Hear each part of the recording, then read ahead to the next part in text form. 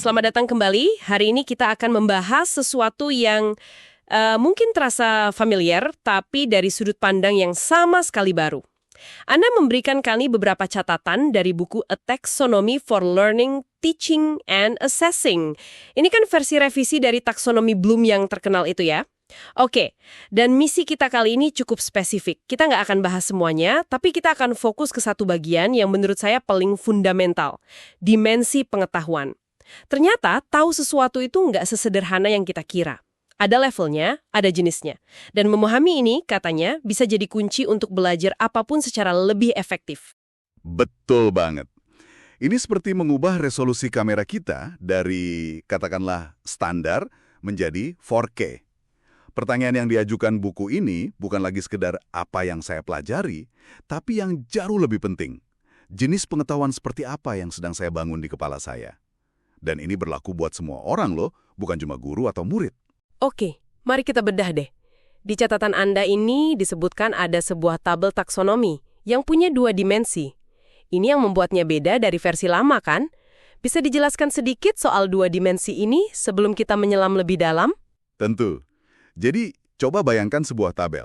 Sisi vertikalnya itu dimensi proses kognitif. Oke. Ini adalah kata kerjanya. Apa yang kita lakukan dengan pengetahuan. Mengingat, memahami, menerapkan, dan seterusnya sampai yang paling tinggi, mencipta. Level berpikirnya ya? Tepat. Nah, sisi horizontalnya, dan ini fokus kita hari Ini dia. adalah dimensi pengetahuan. Ini kata bendanya. Materinya. Materinya. Apa yang kita pikirkan. Buku ini membaginya jadi 4 jenis utama.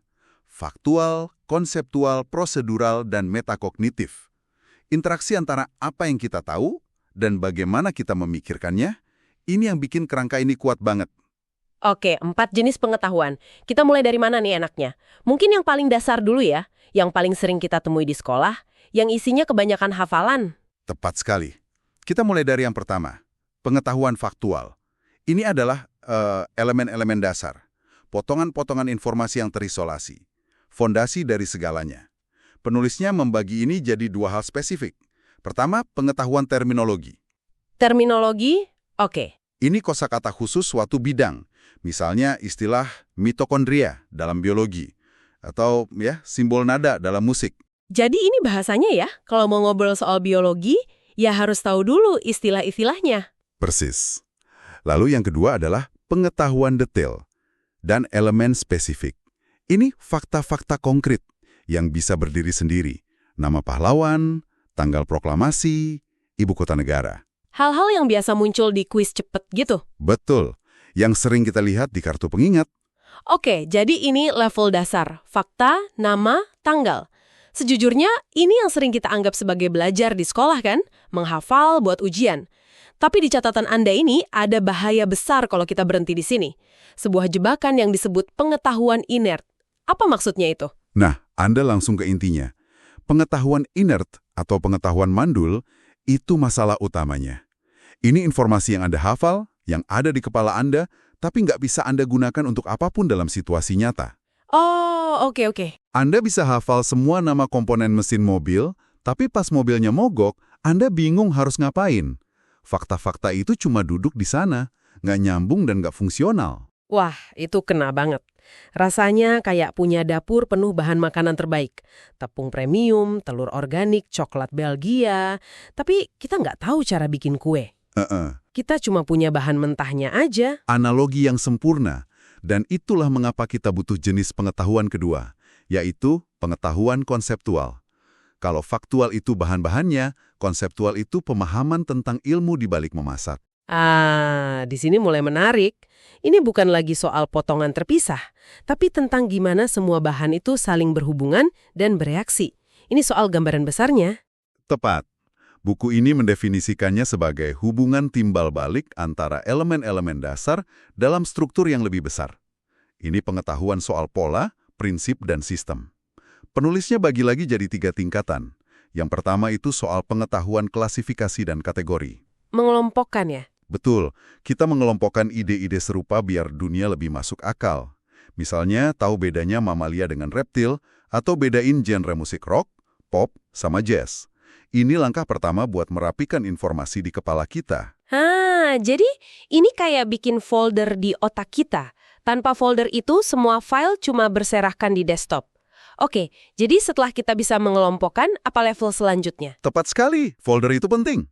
Selanjutnya adalah pengetahuan prinsip dan generalisasi. Ini adalah aturan mainnya. Aturan main. Contoh klasiknya itu hukum penawaran dan permintaan di ekonomi. Prinsip ini bisa jelasin ribuan transaksi berbeda. Atau teorema Pythagoras di matematika. Ini abstraksi yang sangat kuat karena bisa diterapkan di banyak situasi. Kalau di analogi masak tadi, ini seperti paham prinsip bahwa panas bikin protein mengeras. Paham. Jadi bukan cuma tahu ada telur dan tepung, tapi paham mengapa telur bisa mengikat adonan. Oke, lalu yang ketiga. Yang ketiga, dan yang paling kompleks, adalah pengetahuan teori, model, dan struktur. Ini kerangka kerja utuh yang menjelaskan sebuah sistem. Gambaran besarnya banget ini berarti. Betul. Contoh paling jelasnya teori evolusi yang jadi payung buat begitu banyak fakta biologi. Atau memahami struktur pemerintahan sebuah negara, gimana legislatif, eksekutif, yudikatif itu saling berhubungan. Memahami ini kuncinya untuk bisa mentransfer pengetahuan ke situasi yang benar-benar baru. Oke, saya paham. Jadi saya tahu bahan-bahannya, faktual, dan saya paham ilmu di baliknya, konseptual. Tapi kalau saya nggak tahu cara mengaduk adonan atau nyalain oven, semua itu sia-sia. Kita butuh aksi nyata.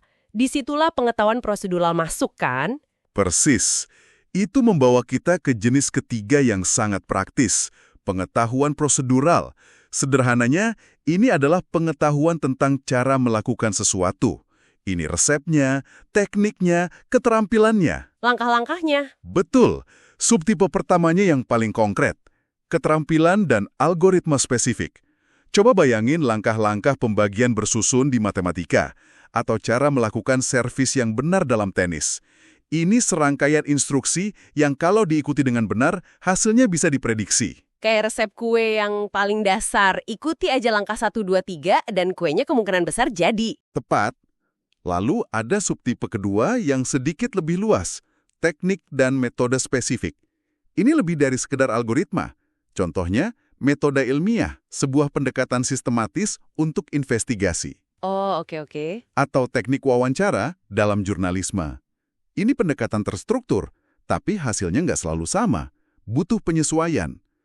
Dalam memasak, ini mungkin kayak teknik menumis atau merebus. Ada prinsipnya, tapi tiap masakan butuh perlakuan sedikit beda. Oke, jadi lebih fleksibel daripada sekedar algoritma. Benar. Dan subtipe ketiga ini, yang menurut saya paling bedain seorang amatir dari seorang ahli, adalah pengetahuan kriteria untuk menentukan kapan menggunakan prosedur yang sesuai. Ini bukan cuma soal tahu caranya, tapi tahu kapan harus menggunakannya. Ini kearifan ya.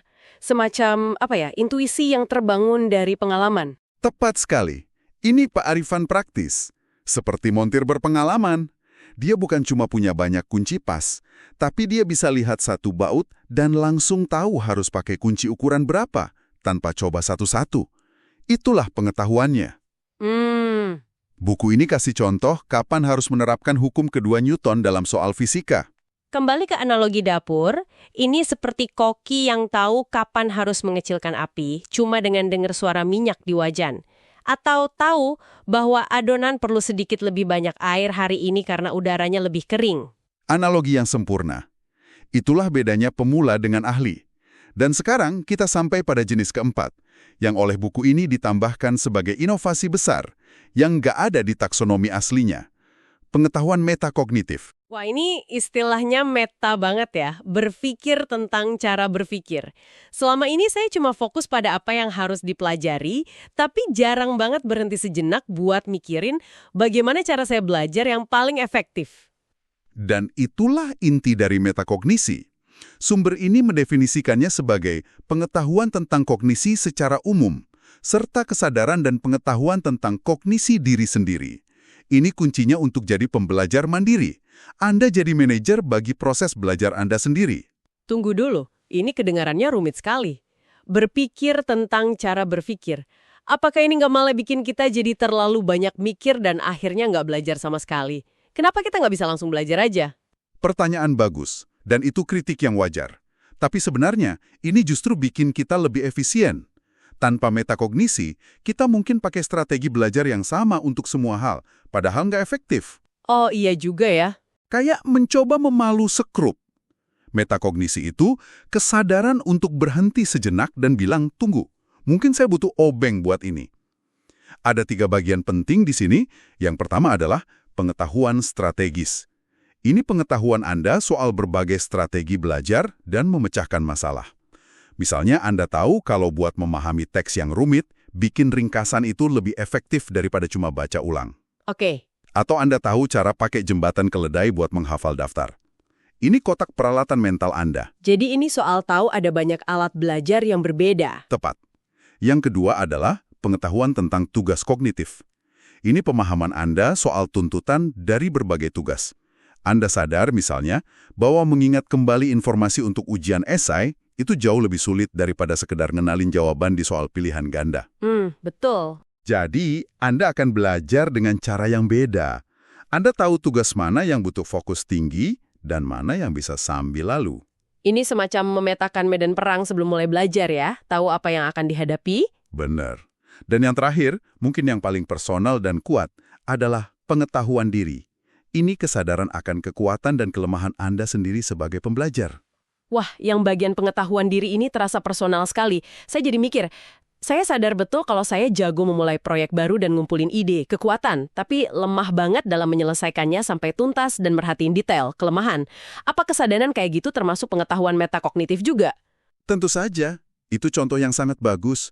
Mengetahui itu memungkinkan Anda untuk cari strategi buat ngatasin kelemahan Anda. Mungkin Anda butuh partner kerja yang jago detail atau pakai aplikasi manajemen tugas. Masuk akal. Sumber ini kasih contoh, mengetahui bahwa mengkritik esai adalah kekuatan pribadi, sedangkan menulis esai dari nol adalah kelemahan.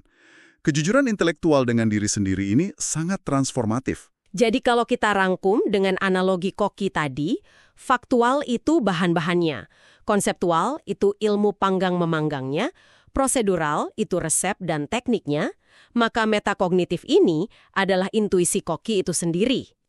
Dia tahu dapurnya, tahu ovennya agak rewel, tahu kelemahannya bikin dessert rumit, dan tahu kapan sebuah resep perlu diimprovisasi.